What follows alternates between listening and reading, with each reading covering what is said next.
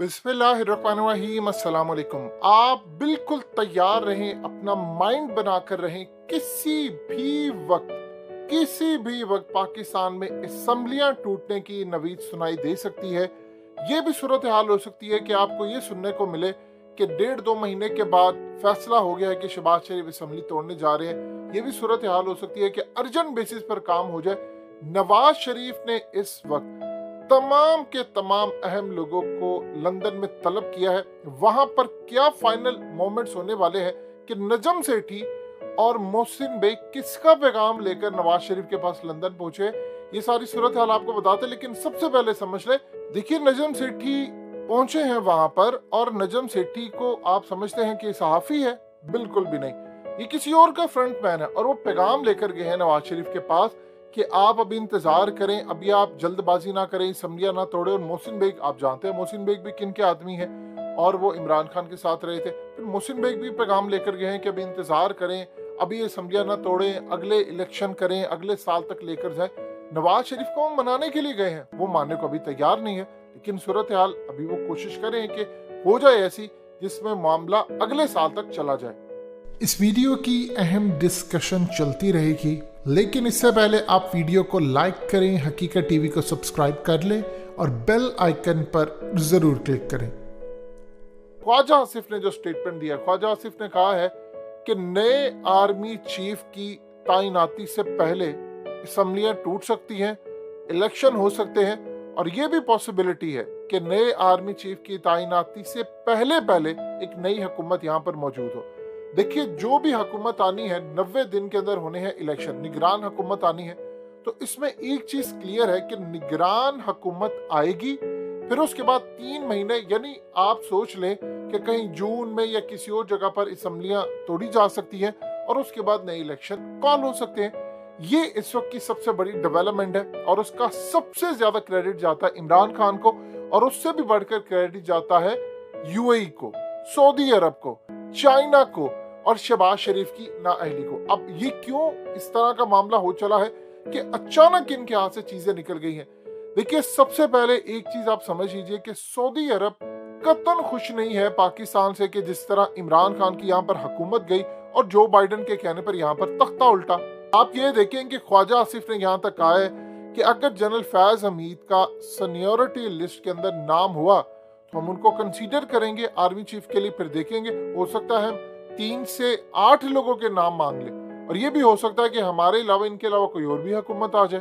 पाकिस्तान में जब ये तमाम के तमाम सिलसिले चल रहे थे, तो असल कहानी जो पीछे चल रही है वो अब आपका जानना जरूरी है। सूरत हाल ये है कि नवाज शरीफ को एक बड़ी मीडिया कंपनी ने सर्वे करवा कर रिपोर्ट दी है, जिसके मुताबिक ओवरसीज पाकिस्तानी जो तकरीबन 1 करोड़ से जायद है, ये असल में इमरान खान के लिए बहुत बड़ी विक्ट्री साबित हो सकते हैं, और हर हलके के अंदर तकरीबन 12 से 18 हजार के करीब इनके वोट्स बनते हैं। अब ये असल में वो कलीदी किरदार है जो इमरान खान के लिए बड़ी विक्ट्री, और गालिबन सर्वे ये बता रहा है कि 48 सीटें नई इमरान खान ने, ये पुरानी नहीं जो उन्होंने जीती हुई थी, नई 48 ऐसी सीटें हैं जो इमरान खान सिर्फ और सिर्फ ओवरसीज पाकिस्तानियों के वोट की वजह से जीत सकते हैं। क्योंकि अगर हर हल्के में उनको 15,000 वोट एक्स्ट्रा पड़ते हैं ओवरसीज पाकिस्तानियों के, तो 48 सीटें वो जीत सकते हैं। इस हिसाब से करीबन 88 के करीब ऐसी सीटें हैं जिनके अंदर ओवरसीज पाकिस्तानियों के वोट की वजह से बिल्कुल फैसला बदल सकता है, और 48 सीटें कंफर्म है जो जीतेंगे, और गालिबन ये फिगर 50 से ऊपर जा सकता है। तो आप अंदाजा करें कि इमरान खान की जितनी इस वक्त हुकूमत है, अगर उसमें 50 सीटें ऐड हो जाती हैं, तो ना तो उनको चौधरियों की जरूरत है, ना काफिले की जरूरत है, ना जमहूरी वतन पार्टी, ना उनको आजाद, ना किसी चीज की उनको कोई जरूरत नहीं, और वो डायरेक्ट 2/3 मेजोरिटी के साथ ऊपर से वेव उनकी चल पड़ी है, वो इलेक्शन जीत जाएंगे।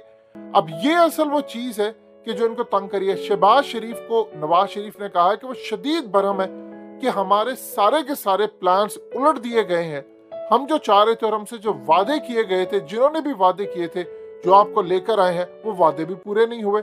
जाहिर सी बात है, नवाज शरीफ अपनी नाअहली खत्म करवाना चाह रहे थे, मरियम की नाअहली खत्म करवाना चाह रहे थे, अभी उसके लिए कोई मामला सामने नहीं आया।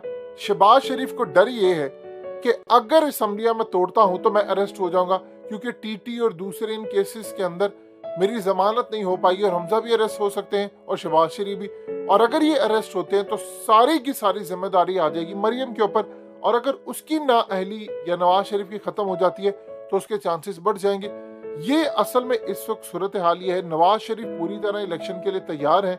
उनको ये लगता है कि आसिफ जरदारी ने हमें लाकर यहाँ पर फंसा दिया है और इतनी बुरी तरह हमें लाकर फंसाया है कि सारे का सारा, यानी हमें 1.5 साल वो कह रहे हैं क्या करें और गालियां हमें पड़ रही हैं, सारी सूरत हाल में इंजॉय वो कर रहे हैं। लिहाजा आप अंदाजा कर ले कि चाइना इतना सख्त हमसे इन मामलों पे नाराज है कि उन्होंने बिलावल को वजीर खारजा के तौर पर कोई राब्ता नहीं किया।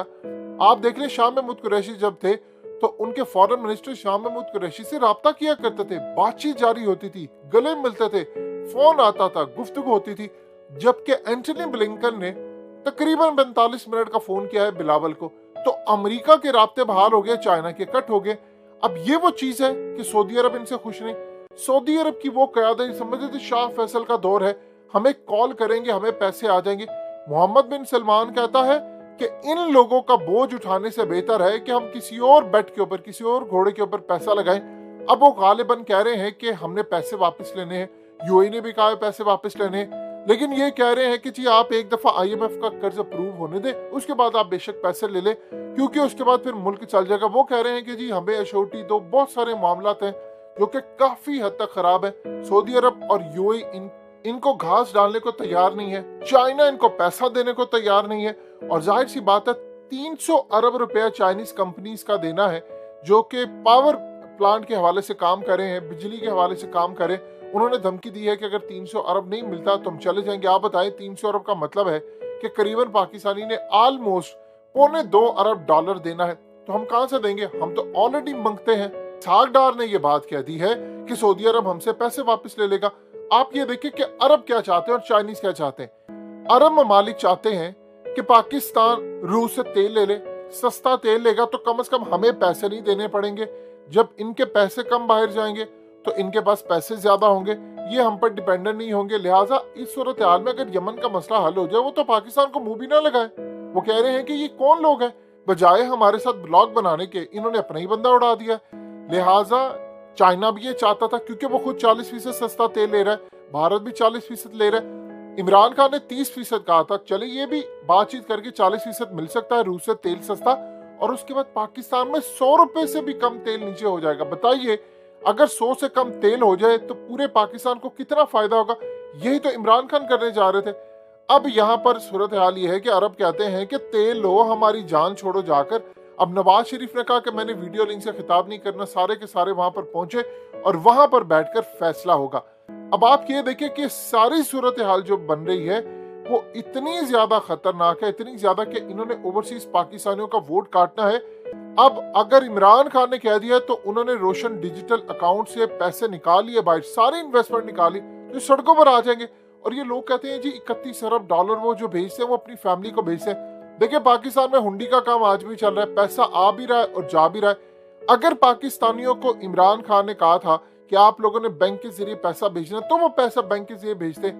अगर उन्होंने कह दिया कि आप पैसा भेजें लेकिन सिर्फ आप हुंडी के जरिए भेजें, हुंडी के जरिए ले ले, जो कि इल्लीगल है, इमरान खान उसको प्रेफर नहीं करते और दुनिया में इसको डिस्करेज भी करना चाहिए। अगर वो गुस्से में आकर कह दे कि हमने नहीं भेजना या कोई और जराए से हम भेजेंगे, तो बताइए आप कहां पर खड़े। फिर इस सूरत हाल के अंदर इनको समझ नहीं आ रही, ये ओवरसीज पाकिस्तानियों को गुस्सा दिला रहे हैं। देखिए वो अपने घर वालों को ये भी कह सकते हैं कि आप 1 महीना इंतजार कर ले, हम इस दफा पैसे नहीं भेजेंगे। आप 1 महीना क्या 1 हफ्ता अपना मुल्क नहीं चला सकते। सोचिए 1 महीने के अंदर तकरीबन 3 अरब डॉलर बनता है जो वो भेजते हैं, और सबसे ज्यादा यूएई सऊदी अरब से पैसा आता है। अगर उन लोगों ने खड़े होकर फैसला ये कर लिया तो फिर ये तो फारिग। अब इस सूरत हाल में नवाज शरीफ ये कह रहे हैं कि पॉपुलैरिटी इमरान खान के आसमान पर पहुंच गई है, सब कुछ उलट हो रहा है, लिहाजा असम्बलियां यहीं पर तहलील कर दी जाए और उसके बाद हम आगे बढ़ेंगे। इसीलिए ख्वाजा आसिफ से बयान दिलवाया है कि असम्बलियां तहलील हो सकती है और आर्मी चीफ की तैनाती से पहले ही मामला सारा हो सकता है।